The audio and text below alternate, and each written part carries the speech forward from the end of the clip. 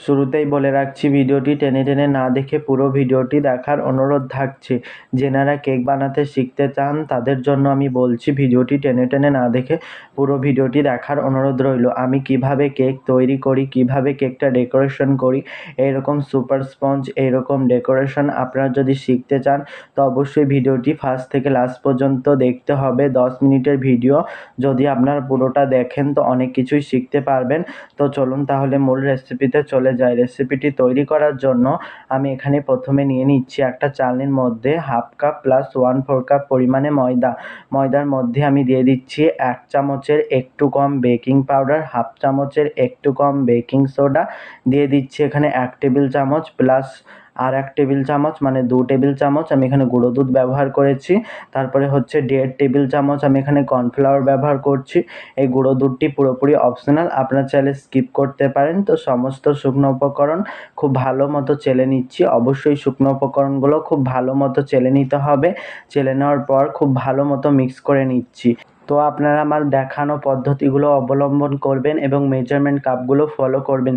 যেগুলো বুঝতে না পারবেন অবশ্যই কমেন্ট করবেন, আমি রিপ্লাই দিয়ে বুঝিয়ে দেওয়ার চেষ্টা করব। তো মিক্স করে নেওয়া হয়ে গেলে ঢাকনা দিয়ে ঢেকে একটা সাইডে রেখে দেবো। তো এখানে আমি 3টে ডিম নিয়েছি। 3টে ডিমের আমি সাদা অংশ আলাদা করে নিয়েছি কুসুম থেকে। কুসুম 3টাকে রেখে একটা সাইডে রেখে দিচ্ছি, তুলে আমি রেখে দিয়েছি। তো ডিমটা অবশ্যই কিন্তু রুম টেম্পারেচারে হতে হবে। ফ্রিজের ডিম দিয়ে কোনোভাবেই কেক তৈরি করা যাবে না এবং ডিমের ফোম কোনোভাবেই পারফেক্ট তৈরি করা যাবে না। তো ইলেকট্রিক বিটারের সাহায্যে বিট করতে থাকছি যতক্ষণ না এরকম একটু ফোমি ফোমি হয়ে যায়। ভিডিওটিতে যে ফোমটি দেখতে পাচ্ছেন মিক্সিং বোলের মধ্যে, সেরকম ফোম তৈরি করে নিতে হবে। এখানে হাফ কাপ মেপে আমি এখানে নিয়েছি গুঁড়ো চিনি। অবশ্যই গুঁড়ো চিনিটাই ব্যবহার করবেন, আস্তদানা চিনি ব্যবহার করতে যাবেন না, সেক্ষেত্রে চিনিটা গলতে চায় না। তো গুঁড়ো চিনিটা ব্যবহার করবেন। এখানে নিজেদের স্বাদ মতো চিনি ব্যবহার করতে পারেন। আমি হাফ কাপের একটু বেশি চিনি ব্যবহার করেছি, গুঁড়ো চিনি।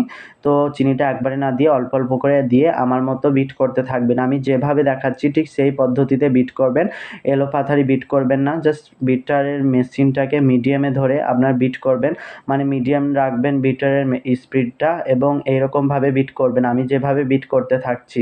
তো আপনার হ্যান্ড উইক্স দিয়েও কাজটি করতে পারেন, সেক্ষেত্রে সময়টা একটু বেশি লাগবে কিন্তু সেম কাজই হবে। অনেক ভিডিওটিতে শিখিয়েছি হ্যান্ড উইক্স দিয়ে কীভাবে কেক তৈরি করে। তো দেখুন আমি ডিমের ফর্মটি আমি তৈরি করে নিয়েছি। ঠিক এইরকম একটা ডিমের ফর্ম তৈরি করে নিতে হবে। এর থেকে শক্ত ডিমের ফর্ম তৈরি করতে যাবেন না। জাস্ট একটা দাগ কেটে নেবেন। দাগটা যদি সাথে সাথে না মিলে যায় বুঝে নিতে হবে আমাদের ডিমের ফর্ম পারফেক্ট। ডিমের ফর্ম দিয়ে একটা দাগ লিখলেই দাগটা যদি সাথে সাথে না মিলে যায় বুঝে নিতে হবে ডিমের ফর্ম পারফেক্ট। তো আমি 2বার বললাম। তো এখানে ডিমের কুসুম 3টা দিয়ে দিচ্ছি 1 চা চামচ মতো ভ্যানিলা এসেন্স। যে ফ্লেভারের কেক তৈরি করবেন সেই ফ্লেভারটা আপনারা দিয়ে দিতে পারেন এই পর্যায়ে। তো এখানে আমি বিটারের মিডিয়াম স্পিডে রেখে সমস্ত উপকরণগুলোকে মিডিয়াম স্পিডে বিট করে নিয়েছি 10 সেকেন্ডের মতো। জাস্ট মিক্স করে নিলেই হবে। এই পর্যায়ে আমি তেল বা বাটার ব্যবহার করছি না। তো তেল ছাড়াই কিন্তু কেক তৈরি করা যায়।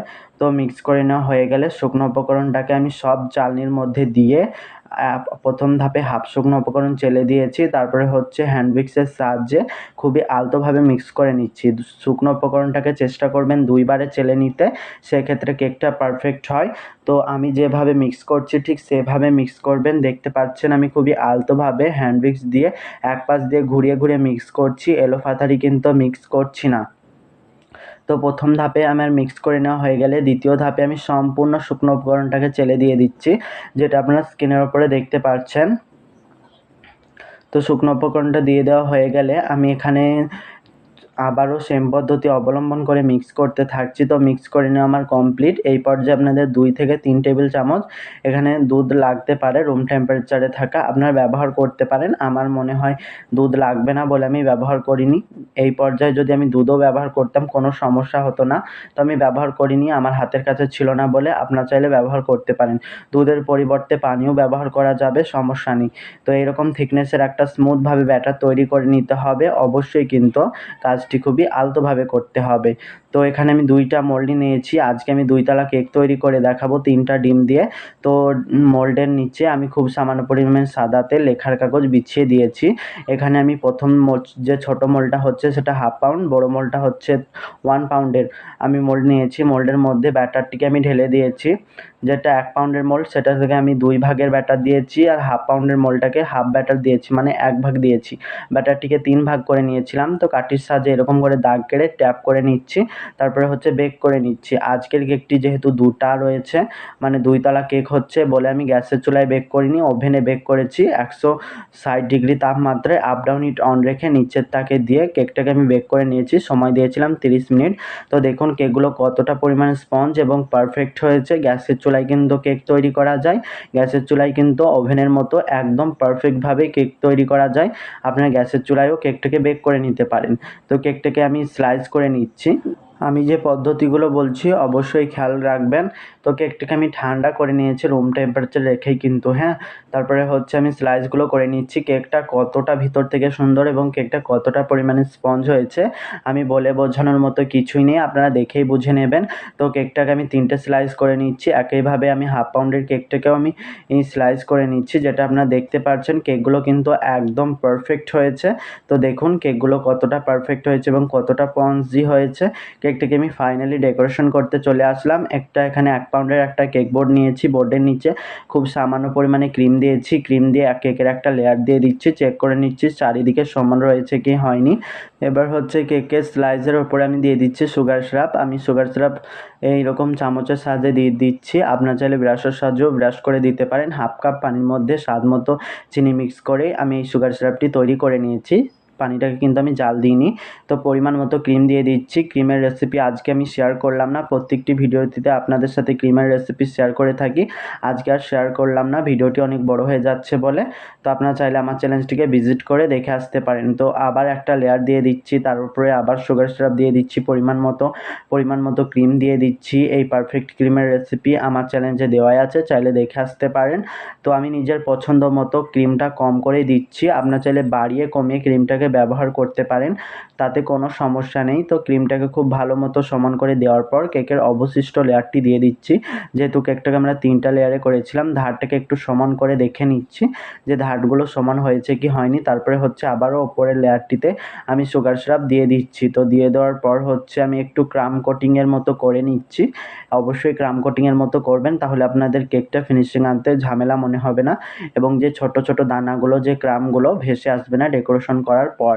তো একটু ক্রিম নিয়ে আমি এরকমভাবে ক্রাম কোটিং করে নিচ্ছি। আপনারা চাইলে ক্রাম কোটিং করার পর ফ্রিজেও রেখে দিতে পারেন 10 থেকে 15 মিনিট। আমি কিন্তু ফ্রিজে রাখিনি, পাইপিং ব্যাগের মধ্যে ক্রিম ঢুকিয়ে নিয়ে পাইপিং ব্যাগের মুখটাকে চিকন করে কেটে এরকম করে ধারগুলোতে ক্রিমগুলো দিয়ে দিচ্ছি, যেটা আপনারা দেখতে পাচ্ছেন। তো এরকমভাবেও করতে পারেন, বা আপনার প্যালেট নাইফের সাহায্যে লাগিয়েও ক্রিমগুলো দিতে পারেন। তো আপনারা নিজেদের সুবিধা মতো করতে পারেন। এইরকমভাবে করলে কেকটা খুব তাড়াতাড়ি ফিনিশিং আনা যায়, এবং গরমের সময় অল্প সময়ে ফিনিশিং চলে আসবে, এবং ক্রিমটা পারফেক্টভাবেই থাকবে, গলে যাবে না। তো এইরকম গরমের সময় আপনারা ডেকোরেশন করতে পারবেন এইরকম করে, ক্রিমটা গলে যাবে না। যেহেতু প্রচণ্ড গরম, যতই আপনার ক্রিম ভালোভাবে পারফেক্টভাবে বিট করি না কেন, এই গরমে যদি একটু বেশি সময় নিয়ে কেকটা ডেকোরেশন করা যায় তো ক্রিমটা গলে যেতে যায়। যেহেতু এখন প্রচণ্ড গরম পড়ছে, তো আপনারা এইভাবে কেকটাকে ডেকোরেশন করবেন আমি যে পদ্ধতি দেখাচ্ছি। তো একটা জিগজ্যাগ নাইফ নিয়েছি, নাইফটা দিয়ে আমি ধারগুলোকে টেনে সমান করে নিচ্ছি। আপনার প্যালেট নাইফ নিয়ে নেবেন। তো ওপরটাকেও আমি একটু সমান করে নিচ্ছি, যেটা আপনারা স্ক্রিনের উপরে দেখতে পাচ্ছেন। এগুলো বলে বোঝানোর মতো কিছুই নেই, আপনারা দেখেই বুঝে নিতে হবে এই কাজগুলো আমি কিভাবে করছি। ওপরটাকে একটু একটু করে সমান করে নিচ্ছি, যেগুলো আমার মনে হচ্ছে দাগ রয়েছে। তারপরে হচ্ছে ওপরটাকে সমান করার পর ধারগুলোকেও একটু সমান করে নিলেই আমাদের কেকটি পারফেক্টভাবে ফিনিশিং তৈরি। তো দেখুন কেকটা আমার ফিনিশিংয়ে চলে এসছে। কেকটাকে আমি 10 মিনিট মতো ফ্রিজে রেখে দেবো। তারপরে হচ্ছে ছোটো কেকটাও আমি একইভাবে তৈরি করে নিয়েছি, যে হাফ পাউন্ডের ওপরে বসিয়ে দিয়েছি। তো আমাদের 2 টায়ার কেক তৈরি হয়ে গেল। তো তারপরে হচ্ছে একটা বাঁকা টাইপের নজেল নিয়ে আমি এর মধ্যে পিঙ্ক কালার ঢুকিয়ে নিয়েছিলাম। তারপরে হচ্ছে এরকম করে বর্ডার টাইপের দিয়ে দিচ্ছি, যে বাঁকা নজেলটা হয় সেটা দিয়ে আমি নিচের বর্ডারটাও দিয়েছি, ওপরের বর্ডারটাও দিয়েছি। এই নজেলের গায়ে কোনো নাম্বার লেখা নাই বলে বলতে পারলাম না, আপনারা নিজের নিজের পছন্দ নজল দিয়ে ডেকোরেশন করতে পারেন। আমার মতো ডেকোরেশন করতে হবে বলে কোনো মানে নেই। আপনারা নিজের পছন্দ মতো কেকটিকে ডেকোরেশন করতে পারেন। আপনাদের কাছে ক্ষমা চাইছি, এই গোলাপটি আমি তৈরি করে দেখাতে পারলাম না, কোনোভাবে ভিডিওটি স্কিপ হয়ে গেছে। আমি অন্য ভিডিওটিতে দেখিয়েছি আপনাদের গোলাপ কীভাবে তৈরি করতে হয়। আপনারা যদি গোলাপ তৈরি শিখতে চান তো আমার চ্যানেলটিকে ভিজিট করে দেখে আসতে পারেন আমি গোলাপ কীভাবে তৈরি করে থাকি। তো এই তো আমাদের কেকটা ডেকোরেশন হয়ে গেল। আজকের কেকটা ডেকোরেশন করতে একটু সমস্যা হয়েছিল, এরকম কেক আরও দুটো আমার ডেকোরেশন করতে হয়েছিল, অর্ডার ছিল বলে। তো আজকের কেকটা কেমন লাগলো অবশ্যই জানাবেন। আজকের মতো এখানেই বিদায় নিচ্ছি। ভালো থাকবেন, সুস্থ থাকবেন। ওকে, বাই।